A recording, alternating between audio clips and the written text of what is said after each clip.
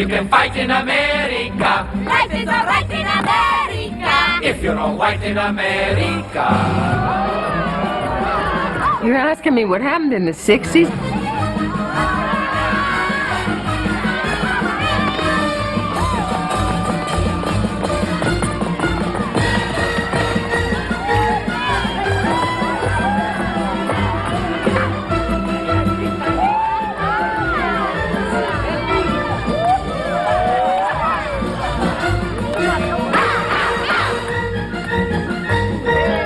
There was a huge revolution. You know, there was the flower power, there was different music, rock and roll changed, and a lot of the musicals that were being done took on a completely different demeanor, and it influenced everybody.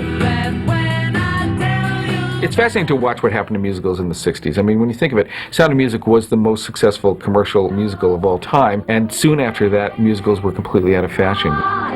As the eras moved on, so did the reality of the musical. It never stayed still. Great performers, great dancers, great singers, and songs that touch your heart. All of that just makes a wonderful event.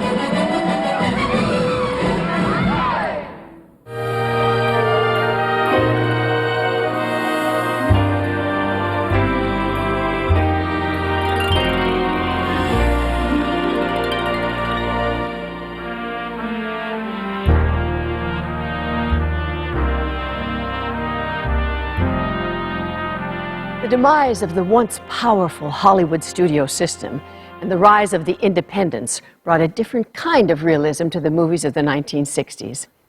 A new generation of filmmakers brought challenging themes and innovative style to their films during this turbulent decade. Hollywood musicals reflected the changing tide of social mores and embraced the decade's darling, rock and roll music.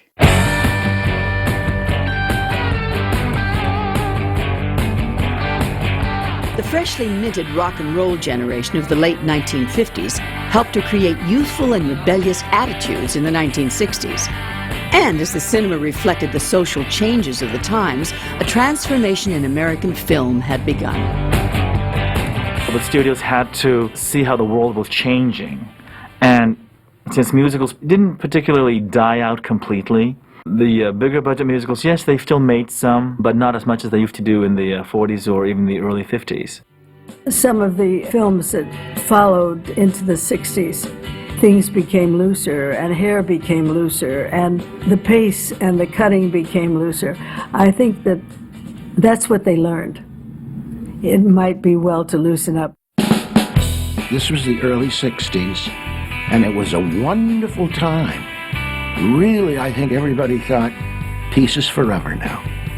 Well, life is going to be beautiful now. I really mean that. It was a wonderful time. For a decade that would later be revealed as a time of radical revolution, surprisingly, the dawn of the 60s saw the Hollywood musical carry on in the same fashion it had established during the 1950s.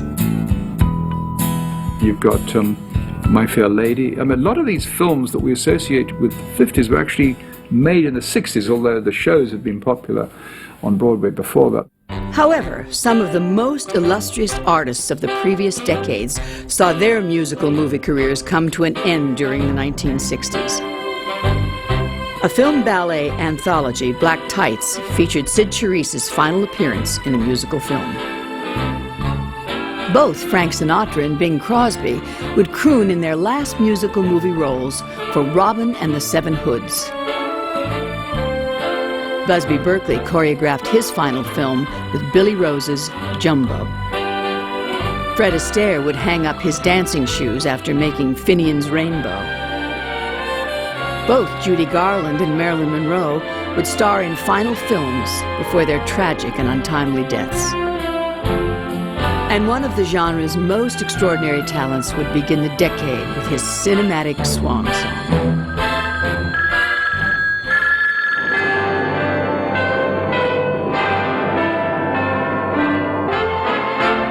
When we speak about Arthur Freed, his last book musical that he ever did at MGM was Gigi in 1958, which won an Academy Award for Best Picture and Best Song.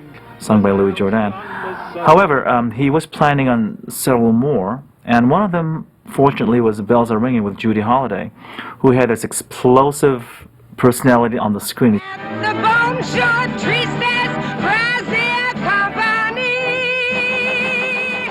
Bells Are Ringing was the last movie musical ever produced by MGM legend Arthur Freed in a career which spanned over 4 decades.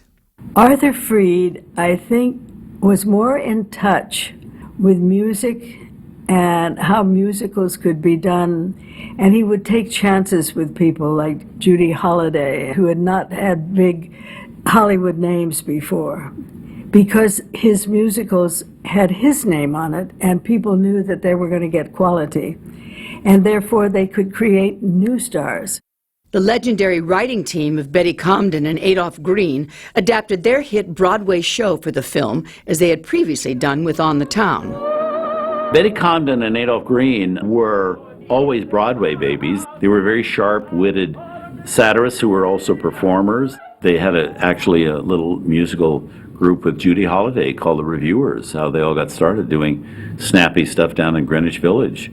And they were great wits. And they also created for the Broadway stage On the Town with Leonard Bernstein, and they also did, of course, Bells Are Ringing and a lot of things like that. I met a girl and I fell in love today. Dean Martin was cast as a hard-drinking playboy, but more importantly, the film would star Judy Holliday, who had carried the Broadway play to rave reviews night after night. Bells Are Ringing. You have Judy Holliday and Dean Martin, who is so terrific. And she was Judy Holliday, my God. I'm in love with a voice. Plaza O, 4433. She had this thing, she pulled you in. She pulled you in like Gwen Verdon pulled you in. There's that thing, there's the kind of entertainment that goes whop, and they sweat for you and they knock themselves out for you. And then there's the other kind that goes like this and pulls everybody in so you're sitting on your seat so you can get it. And that was, Judy Holliday had that. So near you is better, better, better. Hollywood musical legend Vincent Minnelli directed Bells Are Ringing, his 13th and final association with Arthur Freed. Vincent Minnelli was unique. His mouth twitched all the time. His eyes were so big. He was so enthusiastic, and he was very, very creative and flamboyant, you know. Wore an ascot sometimes he looked like the film director. Although he had his dream team, director Vincent Minnelli, as well as writers Comden and Green on board, Freed's long-standing MGM production unit was now disbanded. Freed found it challenging to bring Bells Are Ringing to the screen without many of the people that he had trusted for so long. First of all, he worked again and again and again with the same people because he trusted them, he respected them. It wasn't really Arthur Freed's fault. The money took over, and the creative people were all fired. They wouldn't put up any money for musicals. After the deaths of such moguls as Louis B. Mayer of MGM, Harry Cohen of Columbia, and the legendary Cecil B. DeMille, the monolithic Hollywood studio system was quickly becoming history. Many of the big studios were also being acquired by other business conglomerates, and the studio-bound contract stars and directors were soon a thing of the past. I went to the studio, after school, practically every day to visit my dad. Right up until the last years in MGM that, when they sold off. My father was the last one there. You found me just in time. Bells Are Ringing would sadly be Judy Holliday's last film. She died of cancer on June 7th, 1965, just 43 years old. She had a great concept of who she was playing and using herself, and it made it seem real. And she had this wonderful comic timing. That feeling of having one foot in the audience and the other foot on stage and knowing you're holding them. And that's the ability of Judy Holliday.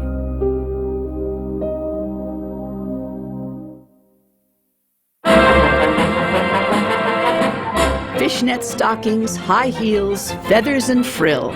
It's the can-can. A high-kicking, high-spirited chorus line dance has had a sexy and scandalous history dating back to the early 1800s. Can-can is a French dance that's done with high kicks and girls linking arms and doing kind of a chorus line of it and then jumping into splits. The can-can at the time was done without panties. That's why it was illegal. Cole Porter found inspiration in not only the dance, but its lascivious legend while creating his 1954 musical play, Can-Can. In 20th Century Fox's 1960 film of the play, Shirley MacLaine starred as Simone Pistache. Although playing French characters in Paris, the very American MacLaine and co-star Frank Sinatra were an odd contrast in the film, playing against the especially Gallic Louis Jardin and Maurice Chevalier. Just one of those fabulous flights. Chevalier was very interesting, very much of a narcissist, very much of a, I am Mr. France. He knew who he was. He never forgot it. And at the same time, it was palpable, because after all, he was Chevalier, and he knew it too. I liked him a lot. During production on the film, Russian premier Nikita Khrushchev visited the set with a slew of politicians and studio heads in the course of his visit to America. Khrushchev went from our set on Woman's World to the set next door, which was the Can-Can set. And Shirley MacLaine was there, and Marie Chevalier. Irene Sheriff designed can-can costumes for us that were absolutely authentic. So they were real French velvet. And the weight of those things was about 75 pounds. I mean, I'm not kidding you. But when Khrushchev came to visit the set, we had to do the whole damn thing through. I thought I was going to have a heart attack. We did the can-can, Shirley and I. And, you know, a lot of the skirt up in the air and flipping the skirts and all that kind of stuff. Afterwards, we met him, and he shook our hands and wished us luck. And then we heard the next day that he was highly offended by the display of underwear and what have you from us. The press asked him, what did he think of the can-can? He said, the face of humanity is prettier than its backside. So then they asked me what I thought, and I said, he's just upset because we wore panties, you know. But it was a very interesting day. It's Elvis Presley with his co-star Juliet Prowse, the can-can girl who proves that she certainly can. Elvis is back. Can-Can's beautiful star, Juliet Prowse, moved directly into the production of Elvis Presley's next big screen vehicle, G.I. Blues. Presley had made a handful of blockbuster Hollywood musicals in the late 1950s, most notably Jailhouse Rock and King Creole, in which he burst onto the movie screen with a potent mixture of sexual dynamite and enormous charm.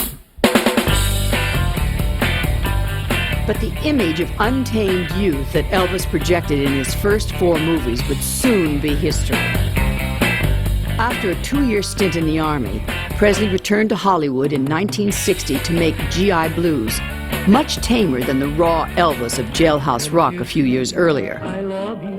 Astoundingly, Presley would crank out 26 more movies before the 60s was over.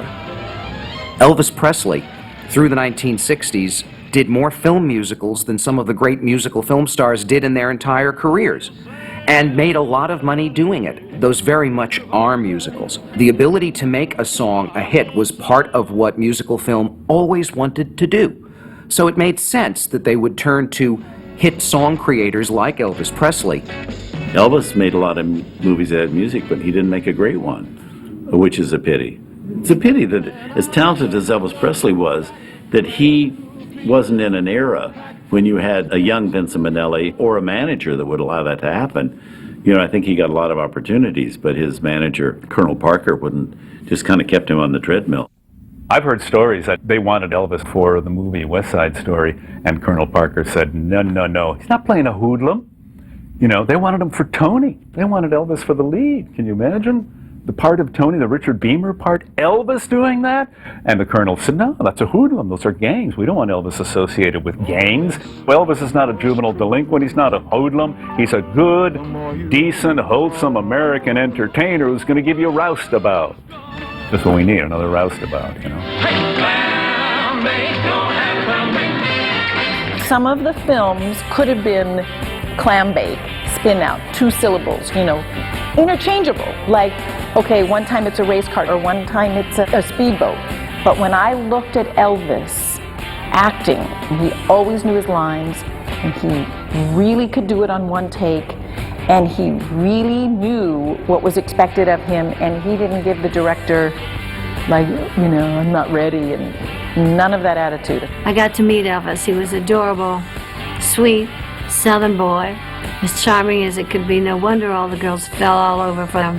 He was as wonderful in person as he was on the screen. One of the things that he would always say to me is it natural? Does it feel right? And I'd always remember him saying, that doesn't feel right. It's got to be natural. I think why everybody, well, I certainly know why I loved him so much as an entertainer, is because it always looked like it felt right. Hold it! Here comes the girl who put into movies, Marilyn Monroe. As Marilyn Monroe's comedy, Some Like It Hot, burned up the box office, she immediately jumped into production on a film which would turn out to be her last musical, Let's Make Love. Although directed by Hollywood veteran George Cukor, the film was not a commercial or critical success.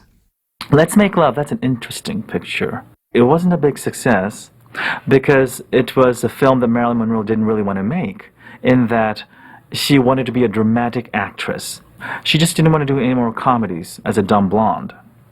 Well, Fox unfortunately was just marketing on, you know, her cuteness, her, you know, her dumb blonde persona yet again, and Let's Make Love was one of them. 'Cause heaven knows I'm in love with those crazy eyes. It has a plethora of great songs in it. One being the most famous, My Heart Belongs to Daddy number, with her in a blue sweater and black stockings and nothing else. While tearing off. We did this number with Marilyn called My Heart Belongs to Daddy. And at the end of the number, director George Cukor said, I want you to jump up on this guy back as we huddle around her and kiss her. I said, come on. You want me to kiss Meryl? He says, yeah. Come on, you're kidding me, aren't you? He says, no, I want you to do it. So sure enough, I did and kissed her. For weeks I wasn't going to wash my lips, but I had to eventually take a shower, but it was wonderful. I mean, she was wonderful too. After Let's Make Love, Monroe would complete only one more film, The Misfits, before everything came crashing to a tragic halt. On August 5th, 1962, she was found dead in her Brentwood, California home. The official cause was an overdose of barbiturates, yet the circumstances of her death were the subject of much speculation and debate that continues even today. She sang, she had one incredible instinct, she was a wonderful actress, and then on top of that she was who she was.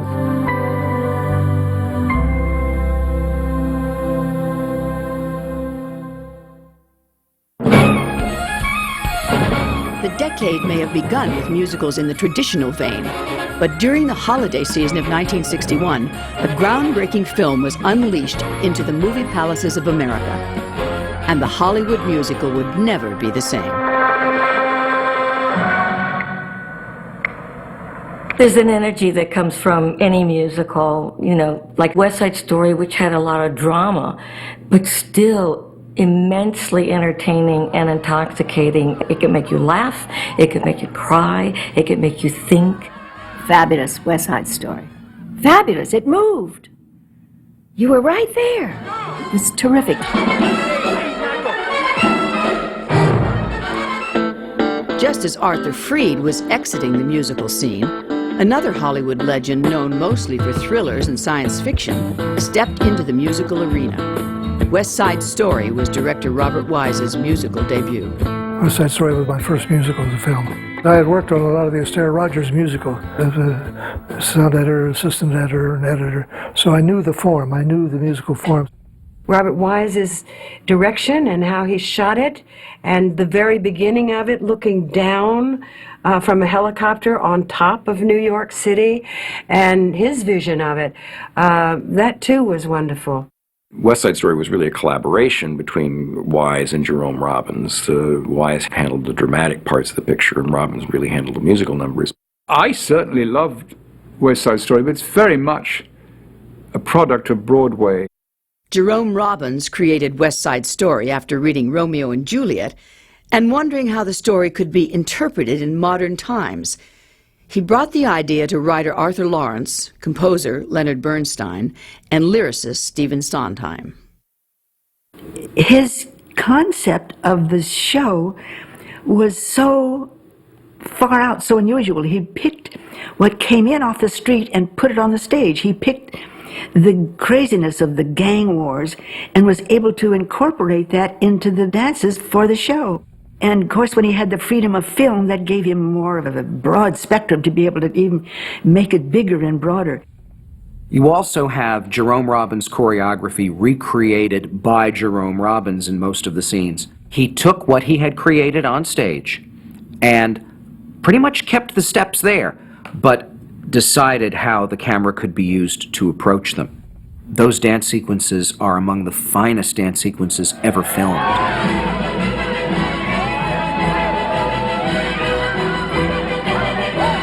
Jerry was new to films. He'd only done King and I before then.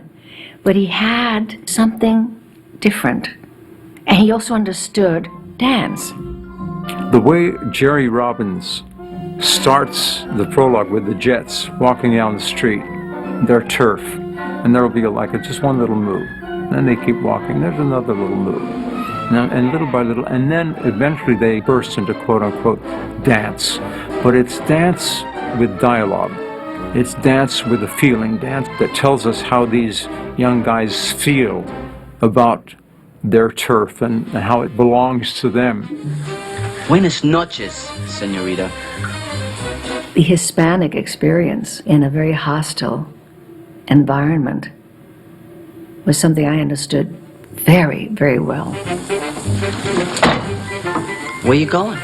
The candy store scene in West Side Story, Anita comes in to try to save the situation, and the Jets won't let her. In fact, she says, let me pass, and they say, you're too dark to pass. Will you let me pass? She's too dark to pass. Oh, don't. What happened was that we rehearsed it for days and days. And, they kept calling me Spick and Garlic Tooth, and they were picking and pushing at me and all that. And at a certain point, I guess old wounds don't necessarily heal well. At a certain point, this might have been the fourth day we were doing that scene over and over and over, I just stopped in my tracks and I sat down at the candy store counter on the stool, put my head on my arms, and I started to cry. And I could not stop crying. And in fact, I can't talk about it now without getting tears. It's so odd, such an emotional experience. Oh dear. And they had to stop everything. Bob Wise just said, okay, let's break for lunch. And I just sat there and he let me cry it out. There was nothing more to do. And the kids felt so bad because, I loved them all. They were wonderful boys. And, oh, Rita, please don't. We love you. Oh, my God, the audience is going to hate us, And I could not stop crying. And obviously I still can't. Isn't that amazing? So, just when you think that everything is healed and that you're fine, you realize that it's not even a scab, it's just the thinnest covering on this kind of wound. And here I am, at 75, emotional about that. Many people do not know that what is currently Lincoln Center was a set of tenements that were condemned. Everyone was moved out of them so that Lincoln Center could be built. And then they gave Robert Wise just enough time to use those empty tenement streets as the set for West Side Story. There were also studio sets used for much of the film, but for the outdoor sequences, you've got real city streets that were put in the hands of a filmmaker. The streets of New York or of any city bring a certain reality to it that you don't have on the stage. But when you have these real buildings and real sidewalks and real everything, to say, these guys are going to dance? These bad, tough gang members are going to dance?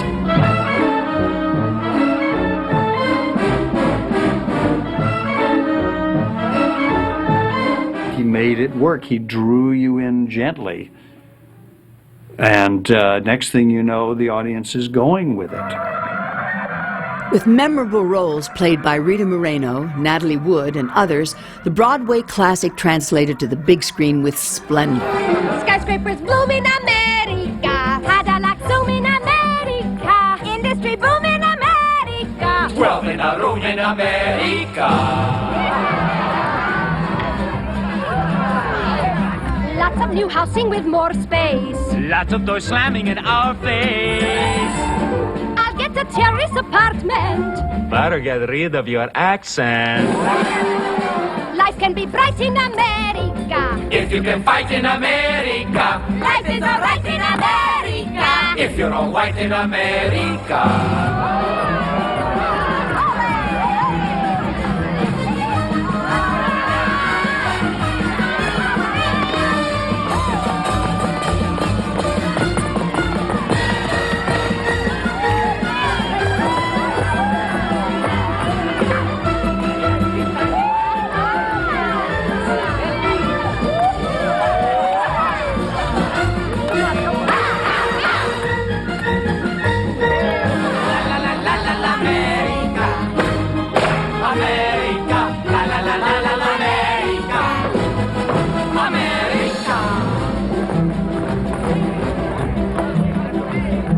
Here you are free and you have pride. Long as you stay on your own side.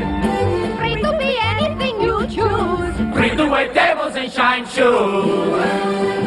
Everywhere crime in America. Organized crime in America. Terrible time in America. You forget I'm in America.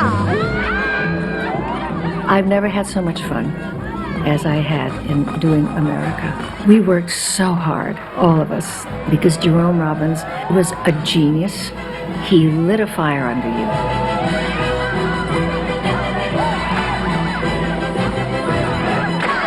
The vibrant energy of Rita Moreno and George Chakiris was in stark contrast to the subtle warmth and beauty of Natalie Wood's Maria.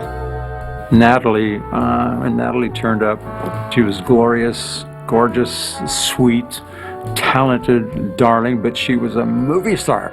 She was 23 years old. I mean, 23 is pretty young, but she had been in movies since she was a kid.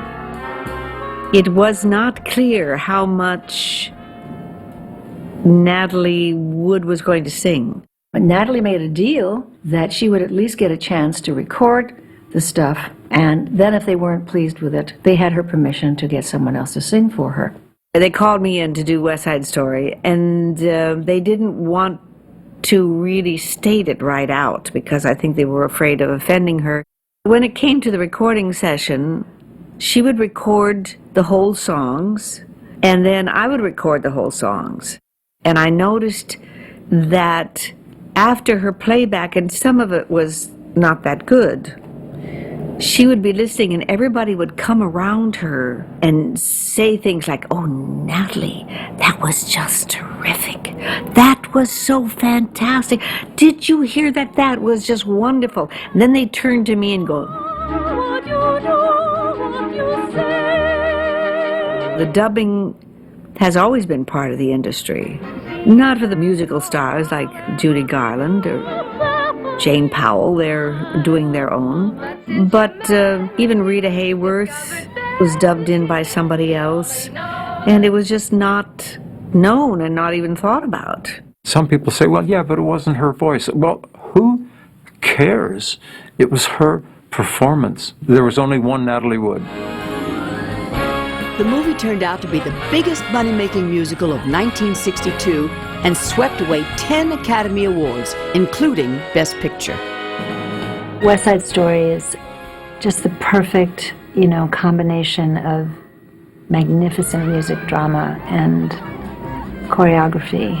and superb acting. I would love to have been in West Side Story. Great musical, award-winning, fabulous music. It took movies to a whole different place, that film.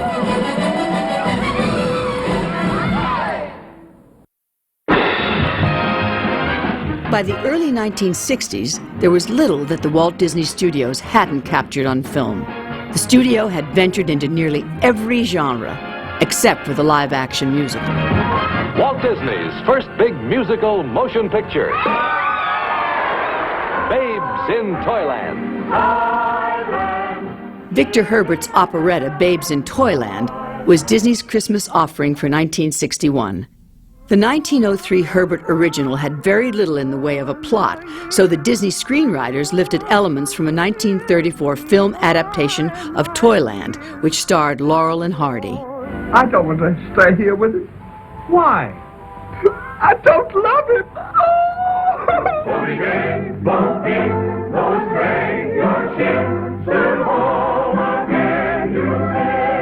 Not as successful as Disney had hoped. It led the way for the studio to develop more successful live-action musicals in the future.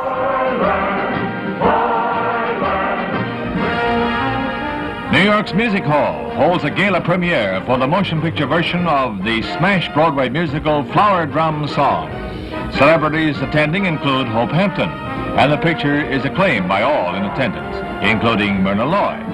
The president of Universal International, Milton Rackmill, accompanies co-author Richard Rogers and star Nancy Kwan. Flower Drum Song is a wonderful musical, and I'm glad it got on film because it really addressed the Asian Americans in the 50s when the war was over and Asian Americans were still having issues. So to do that musical at that time about those issues and still be, still have some sort of blithe spirit to it, I thought was extremely important. And I think it's one of the first musicals that takes a really tough situation and one that's still extremely fiery at the time, and they address it. Nancy Kwan and James Shigeta have key roles in this cinematic delight. It's special because I think it's the only all-Asian musical ever produced on Broadway, and especially from greats like Rodgers and Hammerstein, So I think that made it very, very special. Starring that bewitching Susie Wong girl, Nancy Kwan. Handsome James Shigeta. He was just an ordinary college kid from an affluent Chinese family who finds himself in a bind because he loves one girl and he's loved by another. It was a dream part. Legendary choreographer Hermes Pan helmed the musical sequences in Flower Drum Song. I float as the clouds on air do. Pan had previously worked most often in collaboration with Fred Astaire, plotting out the dance routines of RKO's Astaire and Rogers films. He really surprised the heck out of me because when he walked into rehearsal one day, I thought it was Fred Astaire. I mean, this guy looks remarkably like Fred Astaire. When he and Fred would be walking down the lot, if you didn't see their faces or didn't know them, you couldn't tell which was Fred and which was Hermes. May I have your attention, please? Attention, please. I can handle your troubles, friend. Now you know I can. Oh, yes, I can. Please observe me if you will. I'm Professor Harold Hill, and I'm speaking of a big fat picture, The Music Man. I say Broadway's biggest long-run hit is coming right here to your screen. Yes, Professor Harold Hill's on hand, now for a peek at The Music Man. Not a big peek, just a little peek at the wonders that await you in Technicolor. Now you out there, and you, and you. In The Music Man, Robert Preston brought his legendary Broadway stage performance as con man Harold Hill to the big screen. Music Man is a remarkable film. It's in many ways very stage-bound, very true in spirit and execution to a stage play. But for some reason it works as a film. I think in part it's because Robert Preston and Shirley Jones are so strong as film performers. Some other time, maybe tomorrow. You pile up enough tomorrows and you'll find you've collected nothing but a lot of empty yesterdays. Frank Sinatra was supposed to play the lead role. It was Warner Brothers that was doing the film, and they wanted the star magic of Sinatra, because Robert Preston, even though he'd done movies, as we know, but he'd never really done a major motion picture. Of course, he just completed, I believe, 3 years on the stage doing the role. And Meredith Willson, the writer, came in, and he said, "This is my piece, and unless you use Robert Preston, you do not do the film." Marion was a real woman. She was very strong-minded, very self-willed, and said, "I'll do what I want to do, and I'm going to do it my way." The character was great to play because, she didn't realize that basically she was falling in love with him the whole time, but she was out to prove that he was really no good. And finally, at the end, when she did find out that he was lying and none of it was true, she couldn't do it because she was already charmed by him as he had charmed everybody in the town. There were birds in the sky, but About 3 months into filming, I discovered that I was pregnant. And Morton DaCosta was the director, and he directed the stage production. And I thought, what am I going to do, because I had already had one child, and I knew that, and I had large babies. So I took him to lunch, and I told him, and he said, "Don't worry, we'll do everything we can to help you." He said, "We'll build a corset." And he said, "We'll keep pulling you in and pulling you in." And he said, "It's a period picture, so we can add, fringe and bows and whatever we can." And he said, "If need be, toward the end, we'll just shoot you from the waist up, So that was the case. But he made me promise not to tell anybody that I was pregnant. He said, "Don't tell a soul. I don't want this in the news. I don't want you to even tell your co-stars." We were doing the love scene, and we had our arms around each other, holding each other tight, eyes closed and everything, and all of a sudden Bob opened his eyes and he stepped back and he said, "What the heck was that?" And of course it was a giant kick that Patrick had given. And of course I said that was Patrick Cassidy. there was love all around. Till There Was You was covered by the Beatles on their second album, not long after The Music Man was released. Paul had been brought up on musicals. He loved people like Fred Astaire, and he introduced songs from musicals into the Beatles sort of set, like Till There Was You from The Music Man. He was a lot more into melody. The Beatles' version of Till There Was You was extremely popular, both on record and during their early concerts, and many have assumed that it was one of their own songs. Burlesque and Broadway have always had a kindred relationship, so it was no surprise when a stage musical relating the life story of burlesque queen Gypsy Rose Lee hit Broadway in 1959.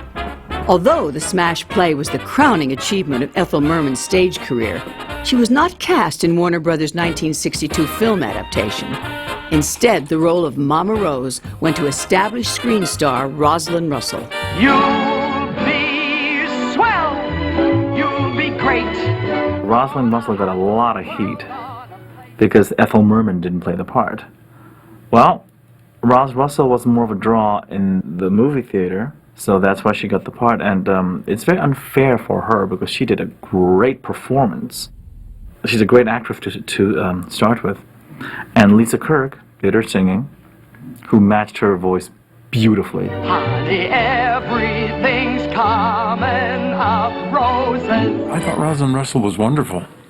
I thought she, and you know what I loved about her? She wasn't afraid to be mean. She didn't back off from being. She didn't try to be nice through it all. She was tough. And I liked that. It was no surprise then that the second lead was given to another well-established movie star. Let me entertain you. And brother, Natalie Wood's got the entertainment that really entertains. During shooting, the real Gypsy Rose Lee visited the set and gave Natalie Wood some tips on her stripping routines. And though my stockings I have revealed, and just a bit of me remains concealed.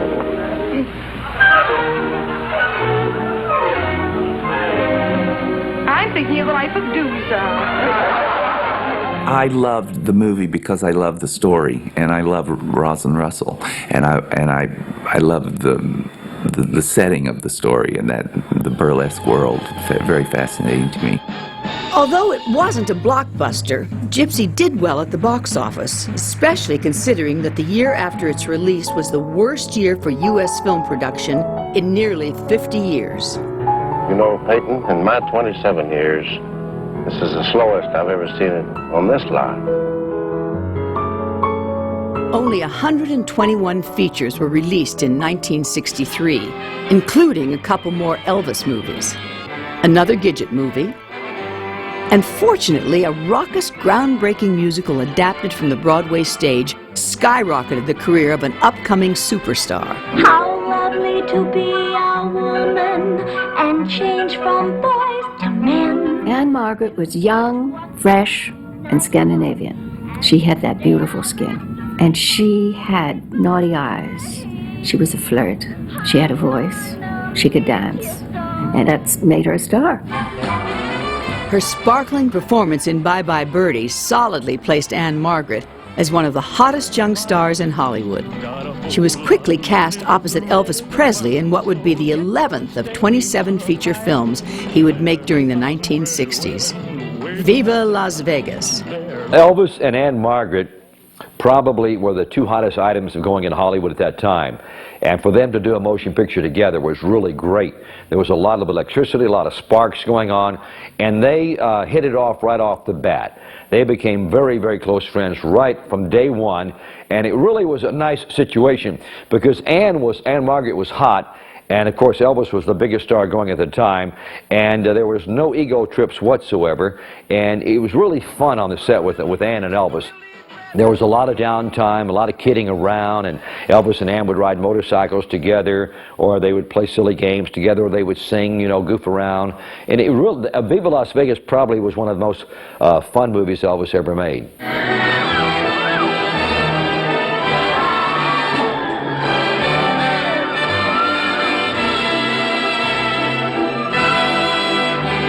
Our state fair is a great state fair. Don't miss it, don't even be late. The movie State Fair, of course, was a big, big deal. Jose Ferrer directing it. And so it was wonderful because Ferrer was an actor and singer, and he had this great sensibility for musicals and how to direct singers. It's the little things in Texas I love. Alice Faye was really captivating in her day. She was Miss American Pie. I mean, she was wholesome, she was beautiful, but there was a sensual quality as well. And that's what really made her such a big star. She didn't portray herself as sort of vacant, brain-wise, like like Marilyn Monroe sometimes did. Not a dumb blonde. No, she was a bright, but still very innocent kind of blonde. And you know, major actors, you know, they got in line to co-star with Alice Faye. So it was a great thing to have her again play my mom in State Fair. Pat Boone, as you've never seen him before. I know what I like, and I liked what I saw. I think for me the high point was doing Richard Rodgers and Oscar Hammerstein's "It's a Grand Night for Singing," you know, doing that. And then Willing and Eager introducing a new song Richard Rodgers wrote for the film and for me to sing while Anne Margaret pawed at my bare chest. I guess I should have known it wasn't going to get any better than that. I was one of the last to have a big studio multi-picture, multi-year deal under contract. I could tell that they just weren't making as many musicals, and I was really, really lucky to get in on it while they were still making the last big budget, glamorous movie musicals. I'm so glad I didn't miss that.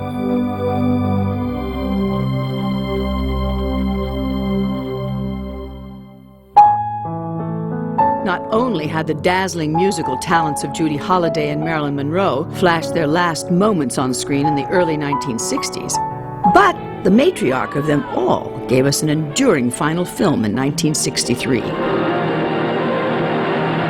Judy Garland made her last film appearance in 1963 in a film called I Could Go On Singing.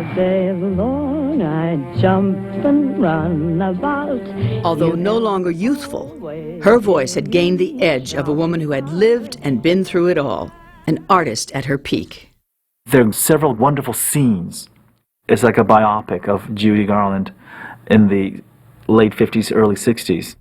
After completing the film, Judy continued to perform in concerts, at nightclubs and on television. Nobody tries to be la-di-da or uppity. There's a cup of tea for all. Only it's wise to be handy with the rolling pin. I liked everything she did. She was my mom. You know, I'm not an expert on Judy Garland. I'm an expert on my mom. Consider yourself, consider yourself, consider yourself, consider yourself. 1, 2, 3, one of all.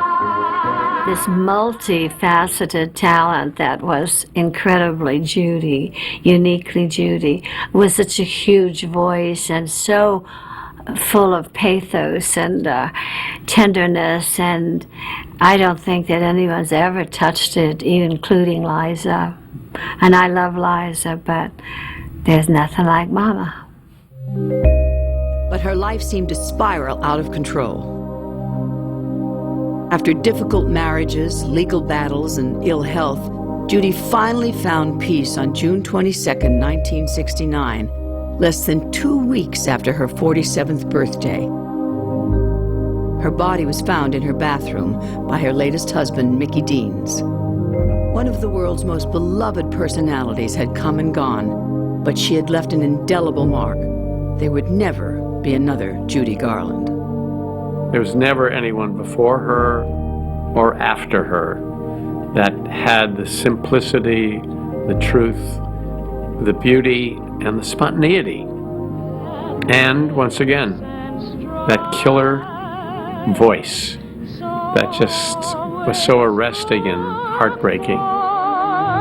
The silver lining and try to find the sunny side of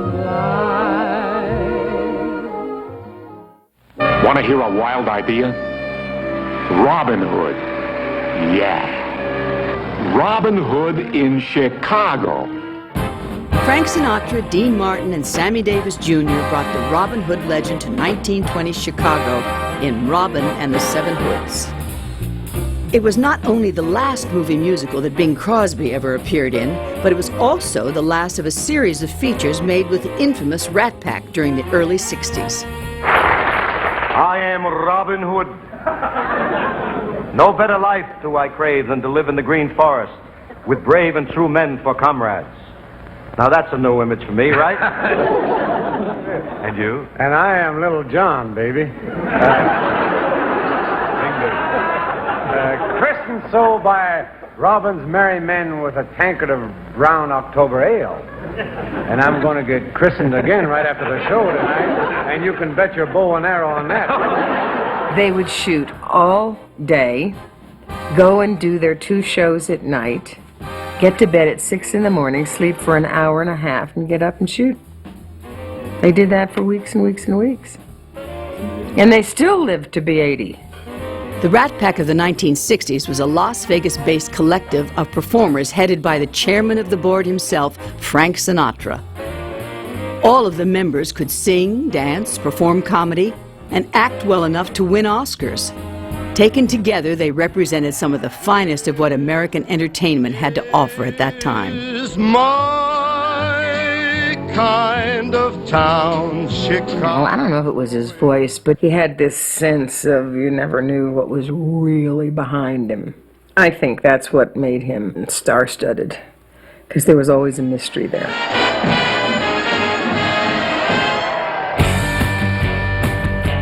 By 1964, much of the world's musical tastes were rapidly shifting toward the Beatles and the Rolling Stones. The Rat Pack may have been unfazed by the counterculture simmering under the country's surface. By the time the film was released, the entertainment stylings of the Rat Pack were quickly becoming dated.